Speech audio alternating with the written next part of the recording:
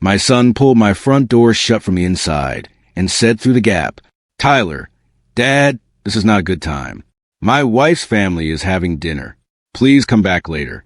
My son closed his own front door in my face on a Tuesday night in March, kept it open just wide enough to speak through, and told me it was not a good time. I want to tell you, I stood there and yelled. I did not.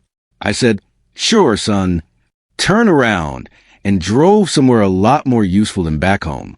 My name is Gerald Whitfield. I am 62 years old, and for 31 years I ran a structural steel outfit out of Nashville, Tennessee, called Whitfield Erectors. We put the bones into half the parking garages and office towers downtown. I retired 8 months ago. These days, my biggest professional challenge is a sprinkler head on the east side of the yard that has never once listened to reason.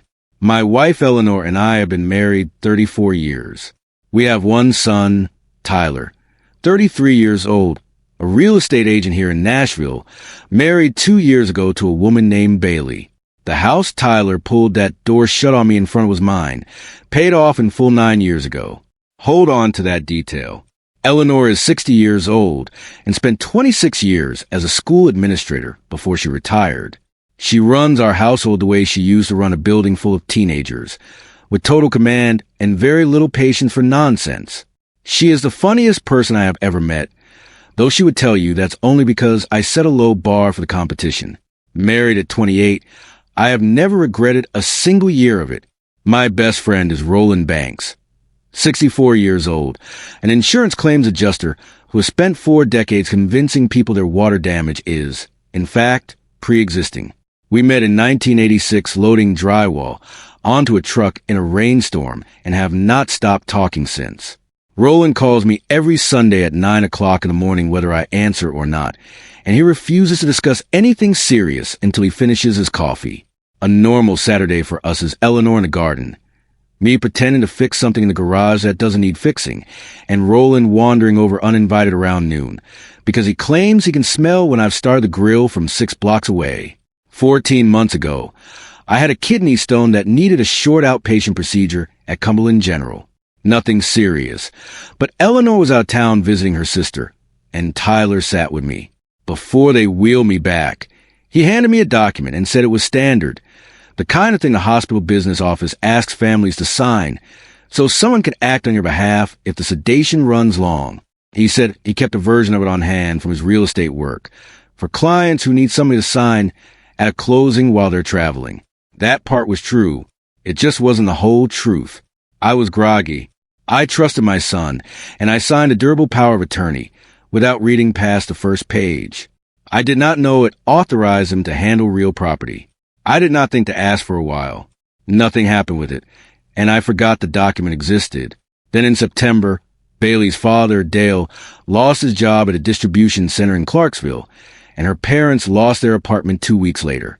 Around that same time, Tyler's commissions had gone dry for the season, and he was behind on an $18,400 business line of credit he'd taken out to help renovate a listing he'd co-invested in that still hadn't sold. He needed access to equity, and he needed somewhere for Bailey's parents to land.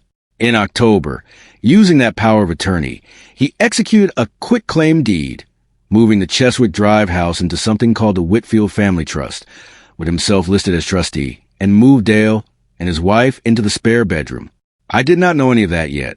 What I noticed, starting in November, was smaller. A locksmith invoice for $42 showed up in my email for a service call I never scheduled. I called the company, and the woman told me the work order had been placed by a Tyler Whitfield, listed as the homeowner's son with authorization on file. In January, my property tax notice never arrived. When I called the county, I learned the mailing address on the Cheswick Drive parcel had been changed in October. I had not changed it. In February, Tyler started saying things like, "Let me just handle that paperwork, Dad. Don't worry about it." Anytime the house came up, even in passing conversation about the gutters, I told myself he was trying to help now that I was retired. Eleanor was not as generous about it. Eleanor, that boy has never once volunteered to handle paperwork in his life, Gerald. And you know it. On the second Tuesday of March, I drove over to return a socket set I borrowed back, and to pick up a ladder that was still sitting in Tyler's garage from January. I walked up to my own front door, the one I had walked through for 9 years, and Tyler opened it only wide enough to fit his shoulder in the gap. Behind him, I could hear a table full of voices and a laugh I recognized as Bailey's mother's.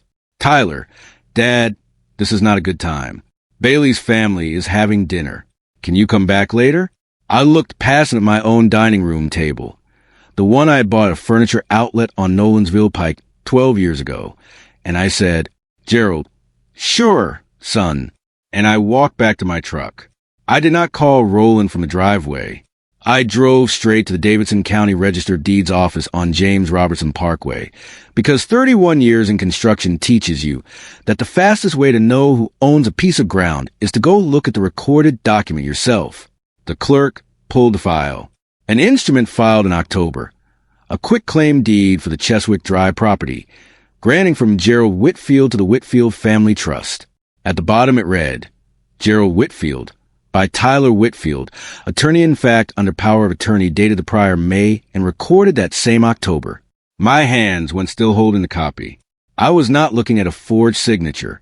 I was looking at words I had signed without understanding, being used exactly the way they were written to be used, just never the way I thought I was giving permission for.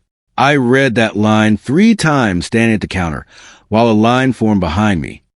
That night, I called Roland at 8:15, earlier than our usual Sunday. He picked up on the second ring. "Roland, Gerald, it's Tuesday. Everything all right?" I told him everything. The deed, the door, the dining room.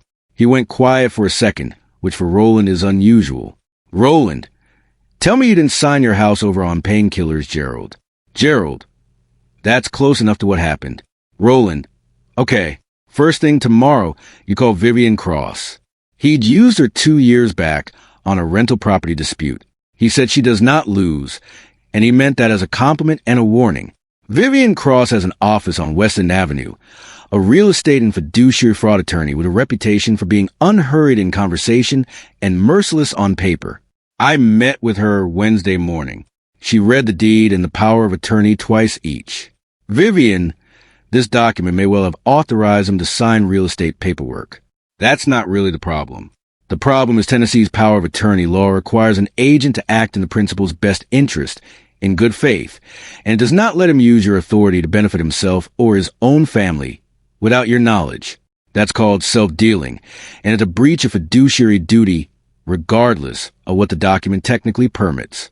Thursday morning, she filed a petition to void the deed on those grounds, filed a lease pendens the same afternoon, so nothing could be sold or refinanced while the case was open, and formally record a revocation of the power of attorney.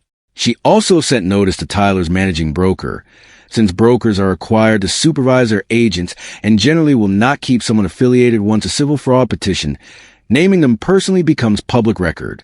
The hearing landed the following Friday, quicker than I expected, mostly because Vivien argued urgency given that non-owners were living in the house. The judge voided the deed on the record, found it was procured through a breach of fiduciary duty, and restored full title to Eleanor and me. That same afternoon, a notice to vacate went out to every adult in the house who was not an owner, which meant Bailey's parents. They did not fight it. Dale told Tyler he would rather find another place than sit through a court date, and they moved in with a cousin in La Vergne within the week. Tyler's broker terminated his affiliation 2 days after Vivien's letter arrived, before the state ever got involved, which meant he could not legally practice real estate under any brokerage until he found a new sponsor willing to take him on with an open fraud petition attached to his name. Vivien also filed a complaint with the Tennessee Real Estate Commission. As of this recording, that investigation is still open, and I'll tell you honestly, I do not know yet whether it ends in suspension or something lighter. Financially, we recovered the house and nothing else, since no cash had actually changed hands. Tyler's $18,400 in business debt stayed exactly where it was, which is to say, it stayed his problem, not mine. Bailey called Eleanor once in April, crying, and admitted she had known about the deed for 3 months before I found out, and had not said a word. Eleanor listened, told her she appreciated her finally being honest, and told her she needed time. They've traded a couple of short texts since. Tyler has not called at all. Eleanor, and I kept the house. The mail comes to the right address again, and it took me a couple of months of bad sleep before 2 o'clock in the morning stopped being the hour I did math in my head. I am all right now. On a Sunday in late June, Roland showed up without calling first, which he has never done once in 40 years, hauling a bag of barbecue and 2 folding chairs out his trunk. We sat in the driveway eating out of styrofoam containers while Eleanor stood in the doorway pretending to be annoyed we were dripping sauce anywhere near her flower beds. Roland asked how the house was treating me. Gerald, it's mine, Roland. It's treating me fine. Eleanor hollered that if I got sauce on her hydrangeas, she was filing her own petition. Roland laughed so hard, he nearly dropped his plate off the tailgate. It was not some big moment. It was just barbecue going cold in July heat and my wife yelling about flowers. And for the first time in months, I was not doing math in my head at all.